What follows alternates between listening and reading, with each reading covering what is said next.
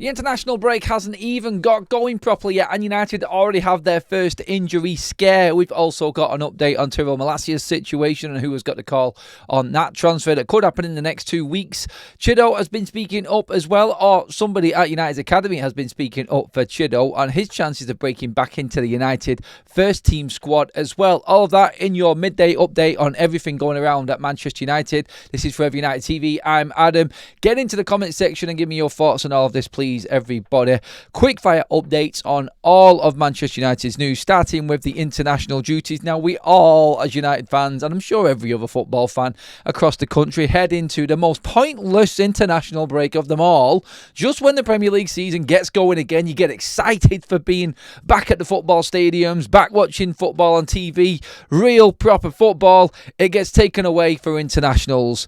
Honestly, this has to be the worst international break out of all of them. The one in spring is bad when everything is really coming to an end at the end of the season. But this one, the first one, you get to play 3 games and then you're already away on international duty. The transfers have not even settled in. It's a joke.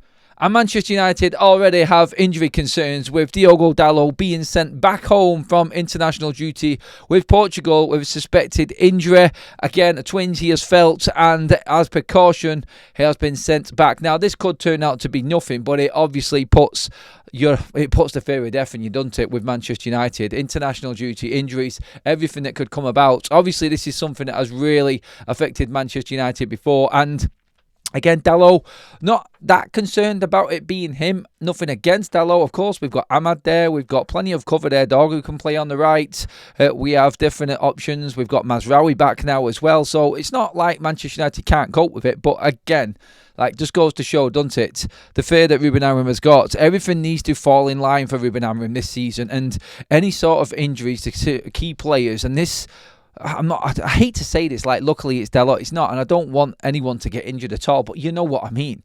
It's, again, that fear that something could go wrong. But Dalot sent home. That's our first bit of news on the agenda at this lunchtime in your update show, everybody. And again, let's just pray that nobody else gets injured. Another option at wing-back, full-back, could be, with full integration back into the side, is Tyrell Malacia. Now, the talk, obviously, we spoke about on the morning show this morning and again last night. Manchester United's stance with Tyrell Malacia is that they expect him to be out of the football club by the end of this international break. So Manchester United is still open to selling him to certain leagues. I think the Belgium, the Saudi Pro League, the Turkish League, I still got their windows open. I think there's another league, but I can't remember which one it is. But I don't think Malacia will be heading there anyway. But again, Manchester United open to selling Tyrell Malacia. They're open to all sale options. We were talking this morning about Tyrell Malacia's contract actually being up at the end of this season. What will Manchester United do? I don't think United have an option to extend Tyrell Malacia's contract. I'm not too sure. We'll have to dig into that. If he has, I don't see United extending it anyway. The player is on 75 grand a week. He does not feature for Manchester United. Hasn't done for the past 2 years in any consistency at all. He came back from injury, a long injury, having missed a year near enough, and then I was hardly featured for Ruben Amorim. Got kicked out of the Manchester United side for disciplinary issues. United, according to ESPN and Rob Dawson, are open to any kind of move at all for Tyrell Malacia, and obviously Manchester United are open to a loan as well. I think that was where Manchester United's reports are coming from in terms of where Malacia is being pushed right now. But in terms of the say, Ruben Amorim will decide on Tyrell Malacia. Manchester United have made it clear, according to Rob Dawson from ESPN, that it's up to Ruben Amorim whether he wants to reintegrate him back into the squad. There is no issue from the club if Malacia wants to come back, and of course Ruben Amorim is happy for him to come back into his squad. He's an option there, first team player. Obviously he had a bit of experience away last season with PSV, actually won the Eredivisie with PSV last season, so actually a winning player in Man United's squad. I don't really rate Malacia as a player that's going to go in ahead of anybody else. I mean, you get your comments in below. Would you bring in Tyrell Malacia again? Is it worth bringing him back in as a squad number? Did you have any problems with him in the first place? That's a question that we haven't asked yet. I mean, we just take it for granted that Tyrell is going to be out of the club and somebody's going to take him on loan right now, but clearly, if that was the case, 3 months of transfer window, you would have had a little bit of activity. Elche didn't decide to take on Manchester Manchester United's push to make it a permanent deal. So Tyrell Malacia didn't end up moving there. And now we're in this position where RUBEN AMORIM might actually want to bring Tyrell Malacia back into his squad. We don't have enough games is my angle on this. And even with Dalot being injured right now, you still got cover with Dorgu. You've got cover with Mazraoui. You could have cover quite clearly there with Ahmad as well on that right-hand side. On the left-hand side, again, Mazraoui can play there. You've got Luke Shaw who could do a stint there if necessary as well. Diego Leon.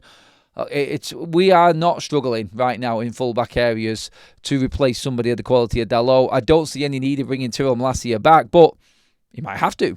You're not going to leave a player training on his own for a whole season. And that would just be mean and I think very unprofessional and go against a few guidelines. I'm sure the PFA would have a say on that one anyway, with Tyrell not playing at all and not training with a first team squad. So yes, integration. Let me know. Get back into the comment section on that and let me know what you think regarding Tyrell Malacia on that situation. So Dalot out, injured from international duty without kicking the ball. Tyrell Malacia still not sold and obviously open to reintegration back into Manchester United, and well, let's just see what happens with them too. Also, Manchester United, obviously, with their academy and bringing players forward, United are struggling with, obviously, the striker department and bringing players through into challenge Benjamin Sesko. Who have we got? Joshua Zirkzee. Well, Phil Jones, who is a big part of Manchester United's academy, has been fighting the corner of Chido Obi. Obviously, Chido got a taste for it last season, with us only having Rasmus Højlund as a main striking number 9 option. We all wanted to see the young kid come through and smash it. He didn't. And on the tour, he was all right in the games that we played in Asia and post-season tour. In the States, really didn't cover himself in much glory, although it's difficult. Ruben's still trying to make things happen. It's not a settled squad. I mentioned this about Kone yesterday, Sekou Kone, not getting game time on pre-season because Ruben is still working with his first-team players and needing to hit the ground running with them this season. So not much time to give to certain players like Chido Obi. But there was the reports earlier on that Chido was taking all his representation of Manchester United off his socials. He's changed his profile picture from the one that was with RUBEN AMORIM. Everyone reported some form of fallout. There isn't a fallout. Chido is smashing it in the under-21s again at the moment with a couple of goals already this season and a very important one to beat Manchester City the other day. Phil Jones feels like Chido is bullying defences in the under-21s and he's more than ready to step back up into the Manchester United first team. That's another question I want to ask from this. Phil Jones, who is a big part, like I said, of the academy, is pushing the cause for Chido to come back into Manchester United starting 11 as another option in number 9 alongside Benjamin Sesko. With injuries to possible 10s like Mount and Cunha, Zirkzee could feature at 10. Do we need that extra option in at number 9 and Chido steps back in again off the bench? Let me know. Get into the comment section. But Phil Jones's words, Chido Obi is bullying defences. It's embarrassing right now for him in the under-21s. Has he had a taste of the first team too soon? Does he feel like he needs to be back in there already? Is this like what we're talking about? Are United handling this well? Should we just let Chido Obi play out his season in the under-21s? Do we need him? That's the question I'm asking in this lunchtime. And that is you completely up to date. Again, international breaks do give us that break. And obviously, do calm down the stories floating around. But there you go. You are up to date with everything going around Manchester United this lunchtime. Thanks for watching, everybody. Give me your comments in below on all 3 of them topics. Make sure that you get liking that video if you're loving the content and updates. And of course, smash that subscribe button up on your screen right now. Help us get to that 100k mark. We are not far away. Cheers for watching, everybody.